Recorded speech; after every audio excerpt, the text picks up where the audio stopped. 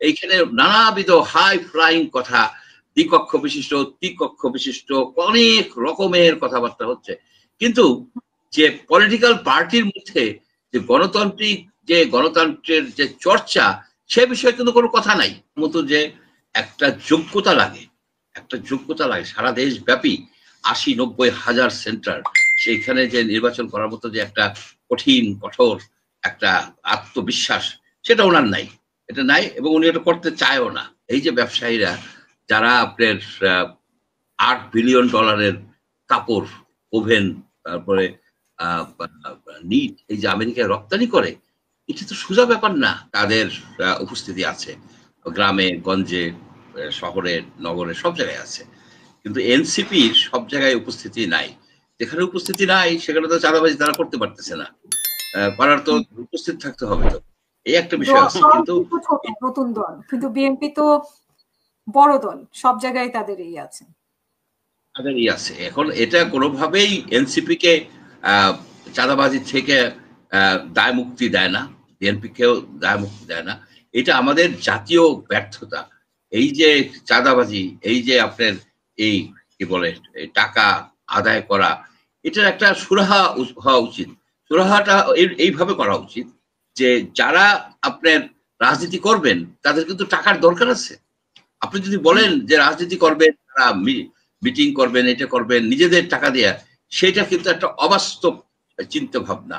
এই যে campaign finance, যেটা ক্যাম্পেইন ফাইন্যান্সের একটা কঠিন আইন থাকা উচিত, যে আমি একটা দলকে আপনার টাকা দিব, তারকে আমি সাপোর্ট করি, আমি চাই যে তারা সংসদে যাক, আমি তাকে আমার ইনকাম থেকে টাকা দিব, এবং সেই স্বচ্ছ প্রক্রিয়ায় আমি দেব, যেটা আম আদমি পার্টি করছে। আম আদমি পার্টি যে কাজটা করছে, যে তারা স্বচ্ছ প্রক্রিয়ায় টাকা নিছে এবং সেই টাকা তারা স্বচ্ছ প্রক্রিয়ায় ব্যয় করছে।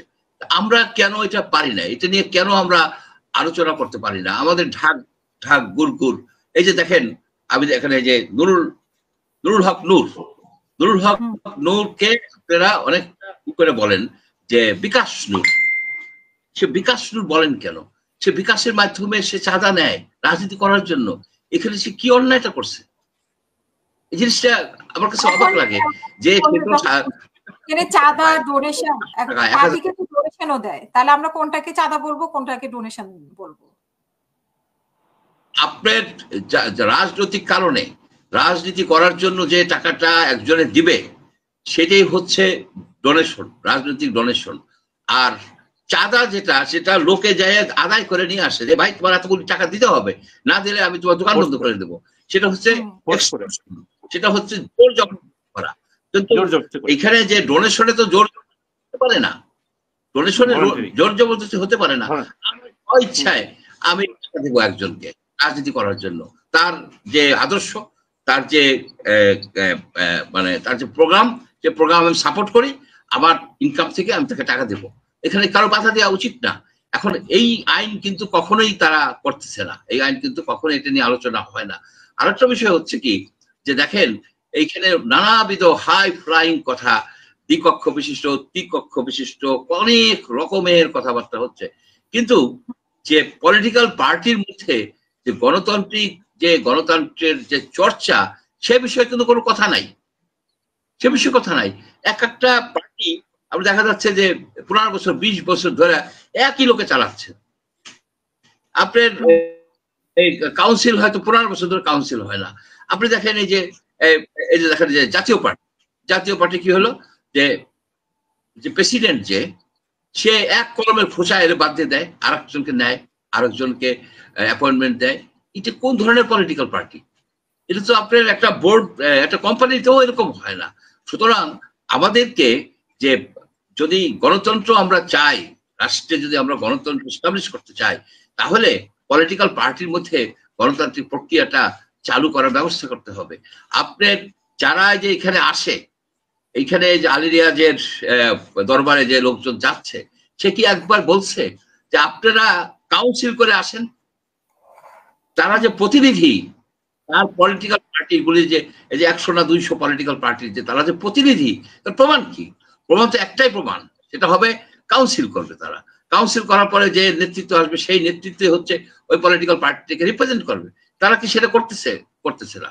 একটা আপনার খেলাধুলা হচ্ছে, একটা হচ্ছে আর কি, মানে আলাপ আলোচনা, এটা হচ্ছে, অনেক কিছু আমরা করতেছি, কিন্তু আলটিমেটলি কোনো কিছুই আগাচ্ছে না, কোনো কিছুই আগাচ্ছে না, কোনো কিছুই হচ্ছে না।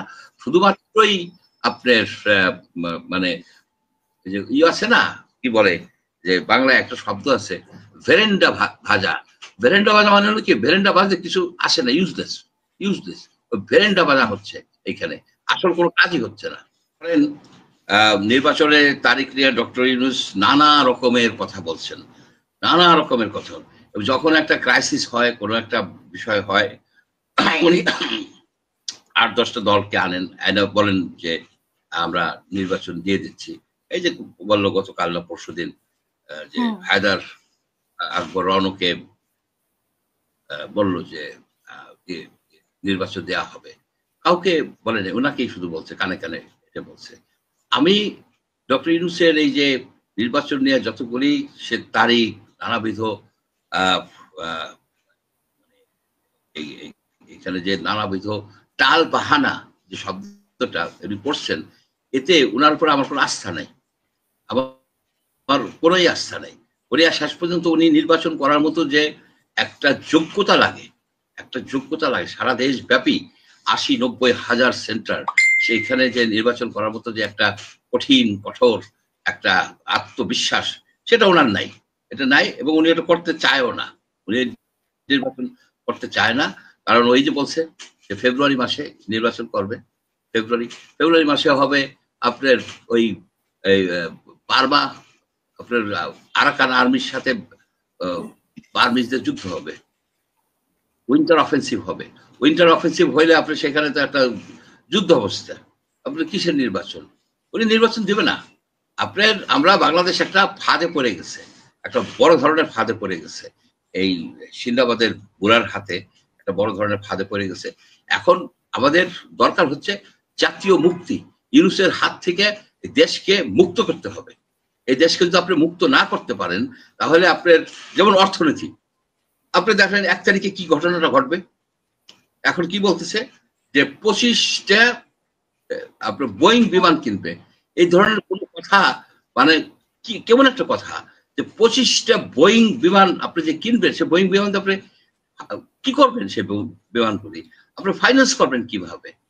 এই ধরনের চিন্তা ভাবনাই বা কিভাবে আসে? এখানে ওনারা যে কাজটা করছে, অন্যান্য দেশ যে এই যে ট্যারিফের কথায় আমি আসি, যে ট্যারিফের ভিয়েতনাম বলেন, ইন্ডিয়া বলেন, আপনি ক্যাম্বোডিয়া বলেন, ইন্দোনেশিয়া বলেন, তারা কি করছে? তারা প্রত্যেকটা দিনকে তারা আপনার এই মনে করে, ইম্পর্টেন্ট মনে করে তারা কাজ করছে। সেইখানে যত রকমের এক্সপার্টিজ আছে, যত রকমের আপনার এই লবিস্ট আছে, যা কিছু করা সম্ভব সবই তারা করছে। আর আমাদের এরা কি করছে? এরা জাস্ট ঘুরে ফিরে বেড়াইছে, কোনো রকমের কি কাজ, কোনো কিছু করে নাই। লাস্ট মোমেন্টে যখন তারা নামছে, সে সময় টু লেট, আপনি কিছু করতে পারবেন না।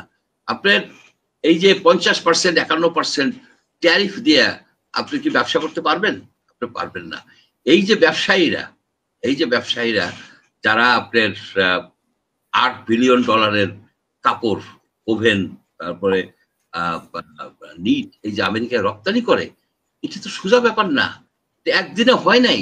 এদের অনেক মেধা, অনেক ত্যাগ, অনেক তিতিক্ষার মাধ্যমে এইখানে একটা জায়গায় নিয়ে আসে, বাংলাদেশকে একটা জায়গায় নিয়ে আসছে। সেই জায়গায় উনি একদম ধ্বংস করে দিল।